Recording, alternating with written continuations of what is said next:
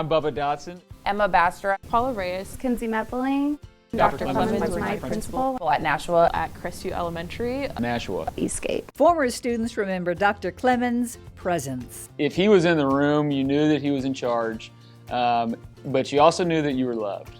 Looking back, Oh, that's definitely me in a Hello Kitty dress. he made quite an impression on Paula Reyes. My mom ran the Reach for the Stars reading campaign, and as our reward, Dr. Clemens came out to field day in a really long, hot red dress with heels on.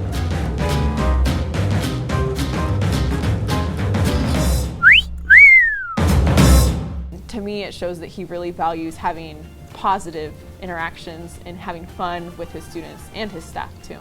Later in high school, Paula was honored at a board meeting. I'm shaking everybody's hand, and when I get to Dr. Clemens, I say, I think I have a picture of you in a red dress. I just blurted it out, and I thought, oh no, that might have sounded like blackmail. See if I can find me.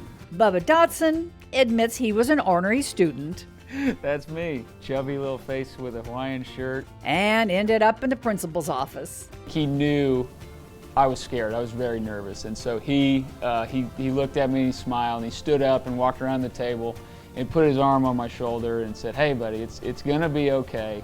It's not that big a deal, okay? I love you and I care about you and we just want to make things right. Kinsey Meppeling Lots of friends. appreciated Dan's efforts to recognize those excelling in academics. I remember he was bringing with him the Renaissance program. So that was the program that focused on academics and behavior. So that was kind of my area to shine since I'm not sporty at all. So we got to be rewarded, and that's just something I always remember. Yeah! There he is. Dan was not only Emma Basterek's principal, but neighbor. So I remember one time we did this project and we had it was over Missouri, and we spelled Missouri wrong, and he came into our classroom, pulled all of us out and asked us how to spell it and made us fix it, and it was really embarrassing. And he went home and told my dad about it, and I was like, Years later, when they returned to North Kansas City Schools to teach, I had hair down to the middle of my back, top of my shoulders, and a real bushy goatee and mustache. Dan remembered them. And as soon as I turned the corner, he had the biggest smile. He goes, Bubba! Oh my God, I'm so glad to see you. I was like, how in the heck do you remember me? I was just a little 10-year-old last time I saw you. And he was like, hey, I recognize you. I was like, same, I'm a teacher now. So it was just kind of fun that he could remember as well that, hey, we know each other. He still somehow remembered my face, even though I only had him for kindergarten. They all agree Dan leaves a legacy of fun, People knew him as Dan the Man.